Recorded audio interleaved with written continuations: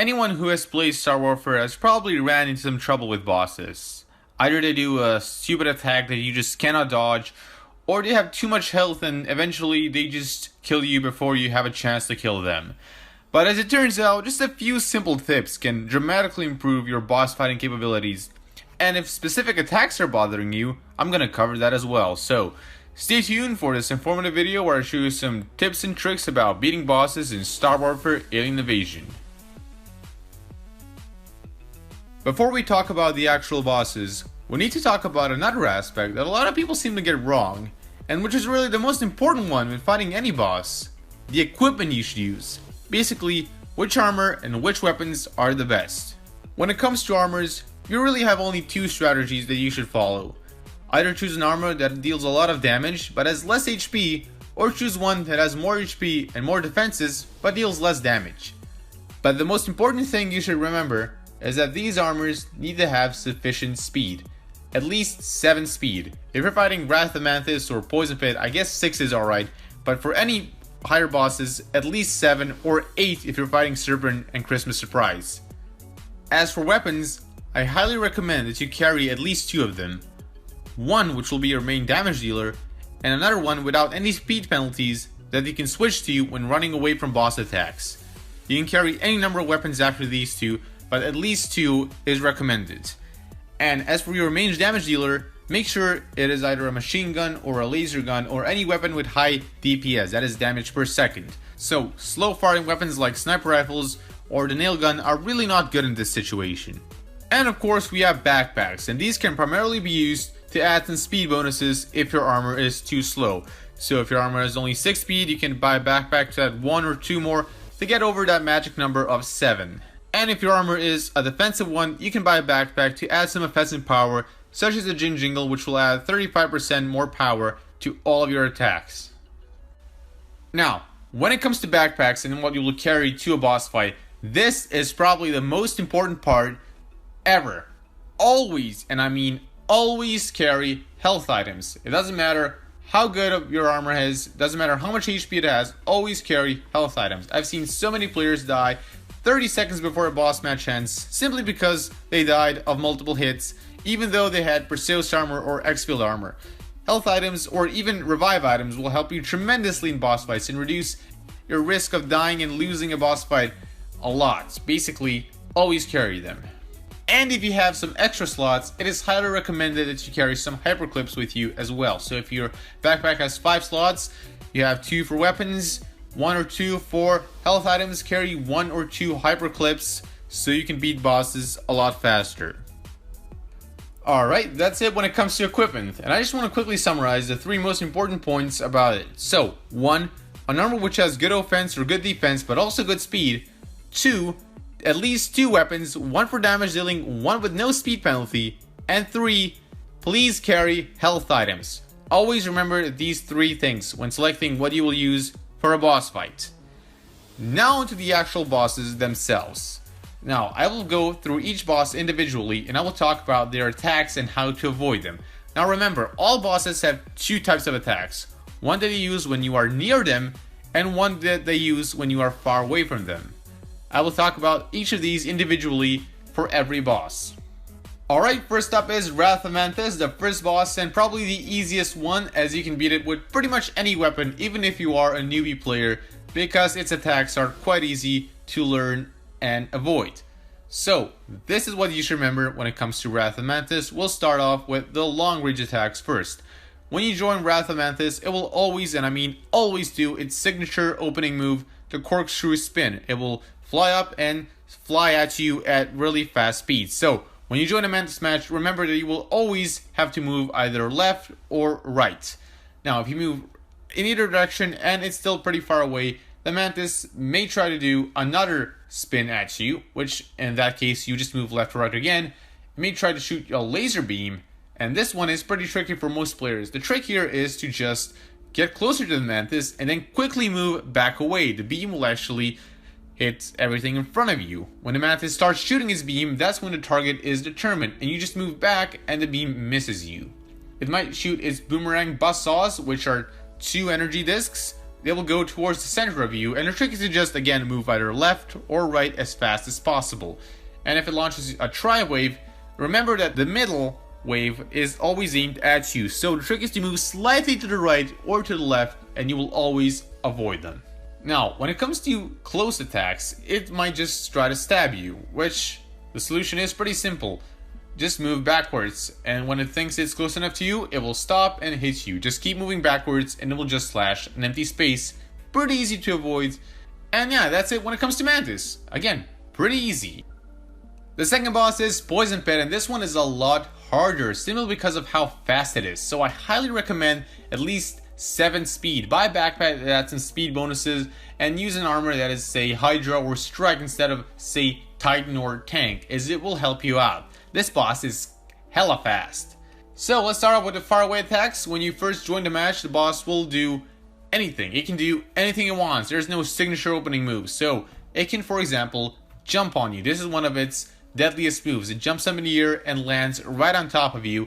And this one is deadly because it adds some splash damage. So as soon as it jumps up, move. Go as far away as you can in any direction, but not close to the walls. It might still catch you if you have 6 speed because of the splash damage, which is why I recommend at least 7. But as soon as it jumps, just move away. It might also try to throw an acid spit at you, where it will shoot an acid ball. This one is easy to avoid, but just make sure not to step in the acid afterwards. And this is especially troubling when it shoots multiple acid balls, another one of its attacks. This time the whole area is polluted with acid, and you should avoid stepping in it for at least 30 seconds, as the ground will remain polluted and it will damage you. Now, probably the most dangerous attack Poison Pit has is its Spider Rush, where it will charge at you and rush at you, attempting to knock you over. This one is not dangerous in its initial phase, when the boss has more than 40% of its health, as you can easily see when the rush will start and you can just move out of the way, left or right. But when the boss does its growl and has less than 40% of its health, it will do 2 rushes, and much faster than before. This time you need to avoid one and then another one. This is a very dangerous attack which kills a lot of players. The trick is to simply go backwards, close to a wall, and then when it charges you again, quickly move to the right and hope you will avoid the attack. If you have 7 speed, you should definitely do, but if you have 6, you will most likely get knocked over. Now when it comes to close attacks, it basically just has one, which is a claw swipe. It will just go near you, attempt to swipe you with its claw. Quite easy to avoid, no problems there.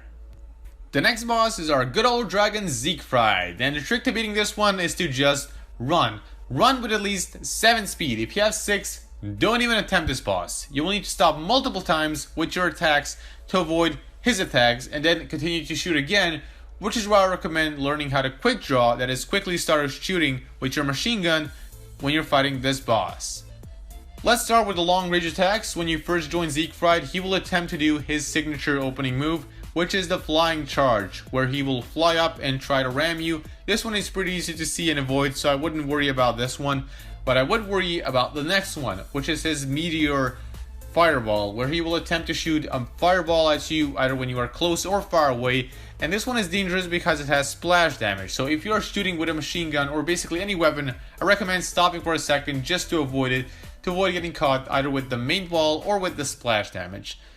And he also has an attack where he shoots multiple fireballs, 5 of them to be exact, and these ones also have splash damage, and the trick is to just go between them, just go between 2 of these balls, but always make sure to stay away from walls, as walls will also reflect splash damage. So stay not in the middle of the field, but somewhere close to the walls, but not too close, somewhere between the middle and the walls.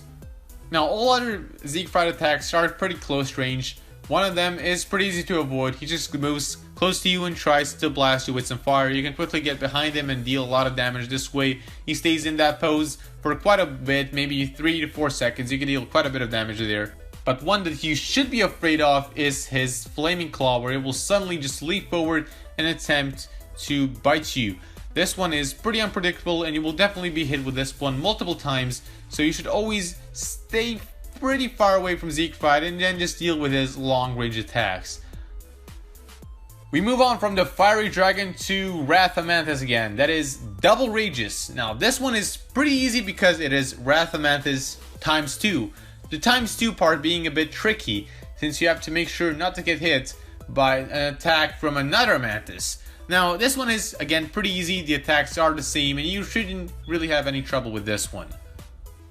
Now we move on to a boss that is not tricky because of its attacks, but because of how much damage they deal. It is time for Serpent, and this snake can be quite tricky if you don't know how to avoid its attacks, but if you do, it gets kind of easy. Now Serpent will start with its signature opening move, where it will slap its tail repeatedly and throw poison directly at you. Now the trick here is to just move left or right, that's not the hard part. The hard part is the poison itself, as it will not only damage you, but also slow you down, and after a while it becomes invisible, but it's still technically there. So avoid poison areas for at least 30 seconds. Now when it comes to long range attacks, they're pretty easy to avoid. The first one is the standard one, the slithering charge, where Serpent will charge at you and then try to ram you. You can see this one coming on from miles away. It's pretty slow and kind of easy to avoid.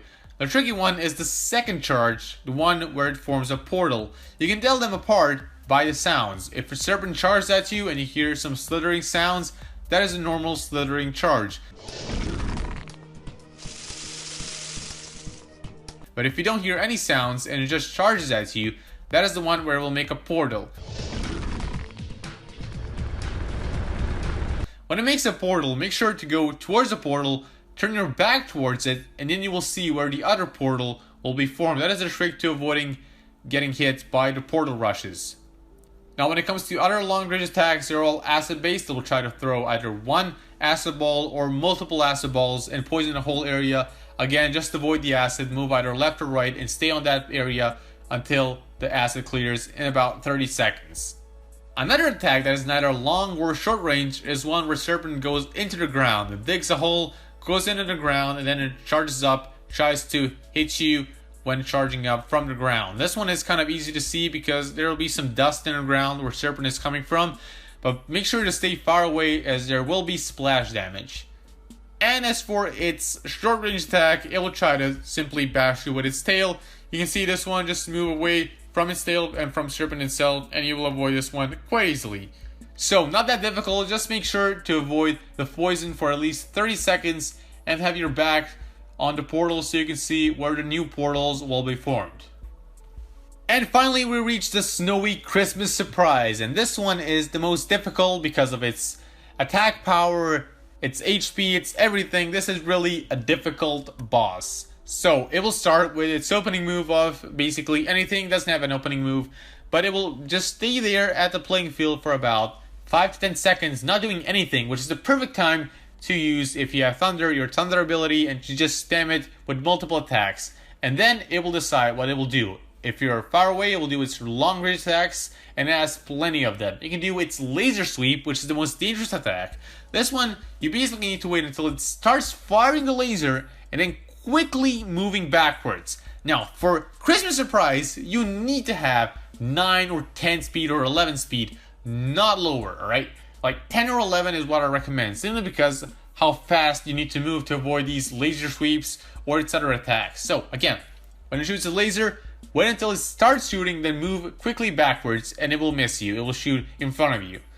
It can also do its homing missile attack, where it will shoot homing missiles at you. The trick here is to just move left or right. The homing missiles will explode on their own after a while. Now, probably the most signature move of Christmas Surprise and the most annoying one is its spinning one, where he will move from its Robo Santa to its Clown Santa form and he will start spinning at you rapidly, and this is so annoying simply because of how long it lasts. Now, the trick here is to just run. Run. Don't even look back. Just go forward. If you have a Thunder ability, use it to get that extra 2 speeds and just move forward until he stops, and then go again as far away as you can to get as enough space as you can so you can avoid any other attacks that come afterwards. Now, as of his short range attacks, he only has one of them. That is the one where he moves forward at you and attempts to ram you down. Note that after this attack, he will also do the laser one. So after he tries to ram you with some splash damage, he will also do the laser one. So get ready to move backwards. So make sure you're not close to a wall. Or if you are, move around Christmas Surprise and move backwards in anticipation for the laser sweep. And of course, he does his circuit ball bombs and his mines, but those are very easy to avoid and no one really gets close to him enough to get hit by these, so I don't think you should really worry about them. And that's it when it comes to bosses. I hope I explained these attacks in good enough detail. I hope I cleared up some misconceptions and solved some dilemmas you may have had. And I hope you understand how boss attacks work now in a bit more detail than before. And that's actually it when it comes to this video. I hope I explained everything enough. So again, remember, good equipment and remembering attacks is the way to solve the bosses. Just follow these tips and you should be okay when it comes to any boss fight. I hope you enjoyed this video and I hope it was informative enough. If you did, comment down below, tell me what you thought about it. Don't forget to leave a like if you can and subscribe if you want more content like this. And I hope you all enjoyed this video. As always, till next time, peace out.